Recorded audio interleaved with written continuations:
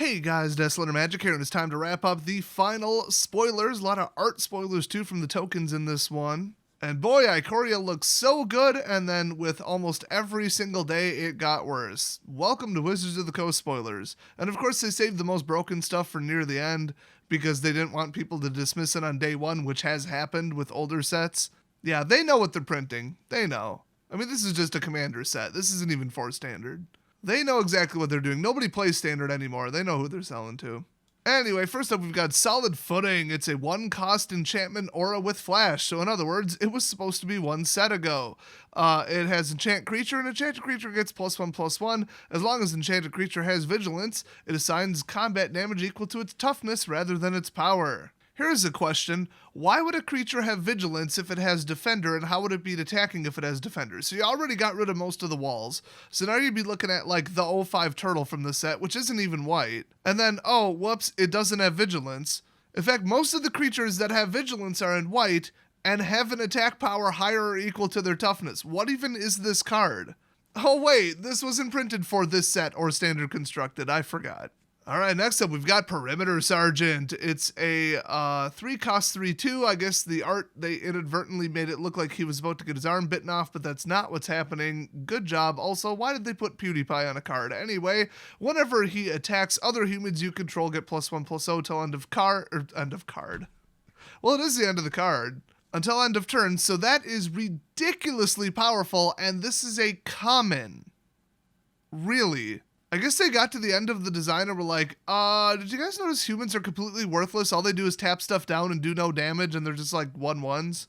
And then somebody else was like, oh crap, let's do a conditional lord card. What an absolute dumpster fire the humans were, which is kind of ironic because so is Mutate and so is Companion, and what else is left in this set? Next up, we've got Main Serval. And this cool Mohawk kitty, oh look at this, is a 1/4 with vigilance for 2. You can tell I didn't look at these ahead of time. Well, this isn't terrifically useful without that enchantment I just showed, so just to show off how useless that combo is, or really any combo in the Magic world that isn't assisted by Draw, Scry, and Fetch. If you have 4 of these in a 60-card deck, your probability of 1 or more being in your opening hand is just short of 40% with rounding, so we'll say 40%. So assuming that you beat that less than 50-50, not even coin flip, and you already have 1 of the pieces.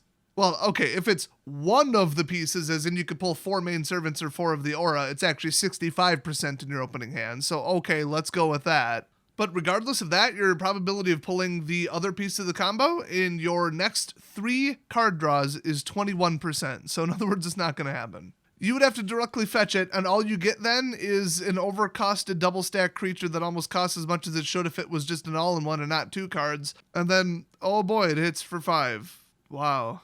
Hope somebody doesn't blow it up, which they will. It'll be turn 3, they will. So don't rely on obscure combos to win the game. They're not going to. The cards will never find each other without great assistance. So scry, draw, and fetch, or on the pro scene, cheating. So next up, we've got Light of Hope. Oh good, hippies. It's a 1-cost instant. You choose 1. You gain 4 life, destroy target enchantment, or put a 1/1 counter on target creature. This is actually exceptionally good. This is actually too good to be a common, but I can tell they put it in that spot for draft reasons. So I mean, Disenchant from M20 says for 2 mana, destroy target artifact or enchantment. So this one is enchantment only, but you get those other 2 options. So you can put it in life gain, you can put it in a counter dump deck. I mean, you got your options. It's not about, oh, I might choose one of the other ones. Probably not. It's deck specific. It just is a card that fits into multiple decks, pretty much. Like, you're not going to gain 4 life if your deck is a proliferate deck, and you're probably not going to put a counter on something if you have, a bunch of Johnny's Pride mates out. That said, you could use it to blow up an enchantment, so hey. So next up, it's Imposing Vantasaur. It's a 6-cost 3/6 dinosaur with vigilance and cycling 1. I guess they're finally revealing that white's secondary mechanic is vigilance, I guess. Oh boy.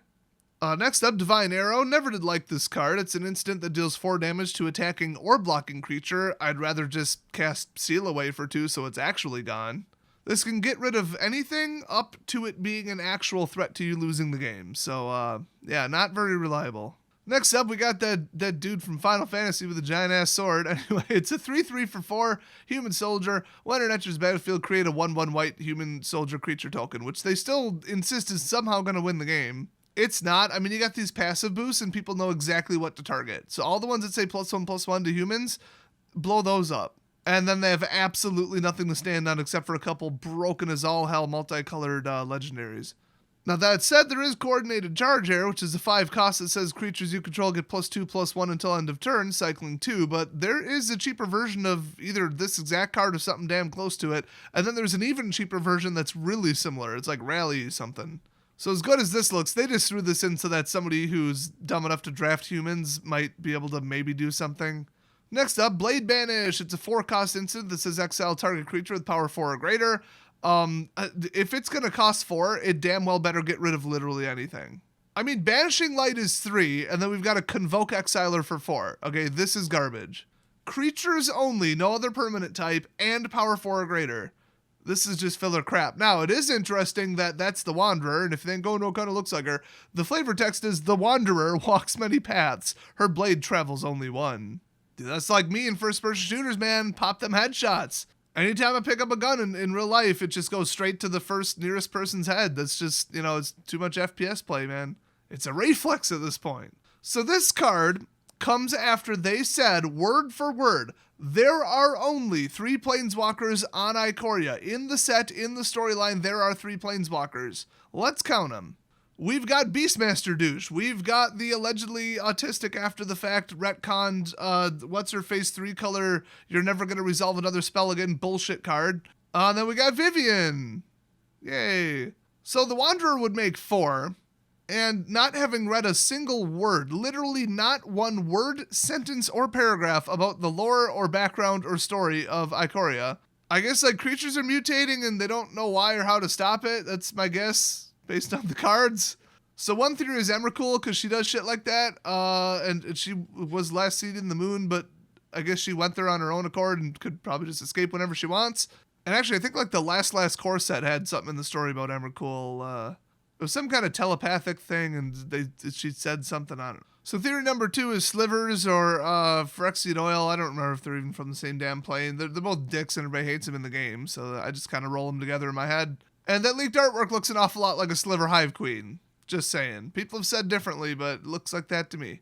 So are the Slivers forcing the other creatures to mutate, or is Emrakul forcing the other creatures to mutate? In my opinion, too many combos, not enough tentacles. I don't think it's her, but the rumor is, the strong evidence is that somehow the Wanderer sort of is Emrakul or was created by Emrakul. And my video on that got like an insane amount of views. Very well received because I did actually a lot of research for once. And it comes down to like the feathers she's wearing, some old like statue card from 5 years ago that shows what the merfolk thought Emrakul was. Like it goes deep.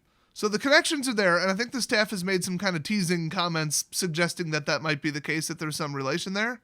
But Mark Rosewater said that the Wanderer is us, so that would be the most hilarious cop-out ever, where, oh, well, of course there's a 4th Planeswalker, you're playing the game.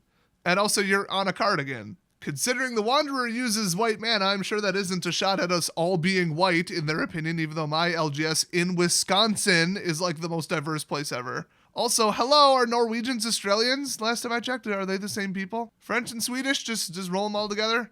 Okay. So yeah, if they're going to go and say, oh no, the 4th Planeswalker is you, we're going to double down on this being you, Mark Rosewater totally wasn't just trolling and joking at us all. No, I'm going to reject that and just say, no, there's 4 Planeswalkers and you lied to us and something else is going on. But here's some more icing on the conspiracy cake here. Narset isn't anywhere in the book. At all. She's not in the story, she's not on the plane, but she's on the cards for some reason. So my question is the Wanderer in the book? I feel like somebody would have said something at this point, but I'm starting to think that there is no central lore and they're just putting shit on cards because, ooh, look who it is again. Wow. So yeah, I saved the weirdest one for last. Now we're going to move on to like, I'd say the tokens, but there's one in particular. We have the companion token, I guess, indicator, zone? I don't know. Okay, I don't zone, but it functions like a zone. As each game begins, you can place one card with companion here. If your starting deck meets its condition, you may cast it once from here, which indicates it's a zone. I'm sorry, do you have to reveal the fact that you have a companion? Because I don't remember reading that in the rules, which you've changed about 6 times. My understanding was the companion resides in the sideboard. Is there some new rule that you have to reveal it? Oh, wait, it says can. You can place it there. But what I assume they mean is can as in if you have one. Although I would have put must. But then the rules aren't written on the cards, but then again, they kind of are. But if you just show up without this card, then you don't have to obey it. There's a lot of rule bending and not knowing their own rules in this set, if you haven't noticed. Wizards of the Coast really dropped the ball on this one. And if you didn't see my video on it, they're currently infighting with the staff themselves about like how any of these rules work and blaming each other for making multiple misstatements about them. When the paper release finally comes around May 15th for at least my zone, we might have this worked out on how any of these cards work. So I don't know what this is. I don't know why this is. I don't know if it's mandatory. This just absolutely came out of nowhere. It flies in the face of everything I know about Companion, which is you hold it in your sideboard and you just ambush somebody with it. Is this only for the second game? Is this to indicate the source it came from? What? Can you put it face down? It doesn't say face up. Is a new rule that you only have to let them know that you have one? Yeah, that came out of nowhere. That surprised me. Next up, we got Narset, who looks older in every single image of the Ancient Way. Yeah, I'll say. So Grandma Narset here, that's an emblem. Whenever you cast a non-creature spell, this emblem deals 2 damage to any target. They've done this exact effect before, and it was toxic bullshit. So they can kill you while non-constructively ruining everything, board wiping, counterspelling, all that. Yeah, great. That's what they're encouraged to do with those shitty cards. Next up, we got the Dinosaur Beast, Trample XX. I love that. He is just coming at you. Classic Trample artwork. Then we got, whatever this is, that's a 3/3 Beast right there. You know what? I'm going to say it's an elk. I'm going to say it's a 3/3 elk. The antlers are really the dead giveaway. Next up, we got a fairly annoying one here. It's a feather, and it's a token artifact. Why they didn't just call it Phoenix Feather, I don't know. But if you pay 1 and sacrifice feather, return target Phoenix, any Phoenix subtype at all, card from your graveyard to the battlefield tapped. That won't backfire, I'm sure. Next up, we got a 1/1 dinosaur with haste. I don't remember this at all, but okay. Then we finally have it, the one everybody was waiting for, the flying shark. I don't know what you expected, but that's pretty much it. It's from the Sharknado generator, and that card, by the way, is as funny as it is, it's going to be absolutely broken. I mean, you start just cloning it, it's over. You mix it with like Dimir enchantments and start throwing up that every time you swing at me, you lose a life, and I gain one, they're dead. Underworld Dreams, Ob Nixilis, that other one that says you lose life every time you draw a card, yeah, it's over for them. Couple board wipes and kill spells and a couple other enchantments that win over time, maybe a Planeswalker or two, that deck's going to be insane. Next up, we got the 8/8 Kraken. I forgot who brings this out, but I remember it's pretty damn vicious. Doesn't have hexproof this time, though, so I do appreciate that. And of course, let this card be a reminder that they did not, in fact, put Merit Lage in this set. Next up, we got the Boring Human Soldier 1/1 vanilla piece of crap that they think is going to do something. It is actually going to do nothing.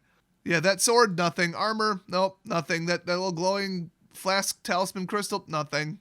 And then we have a different human soldier, I guess? They think you're going to bring out that many?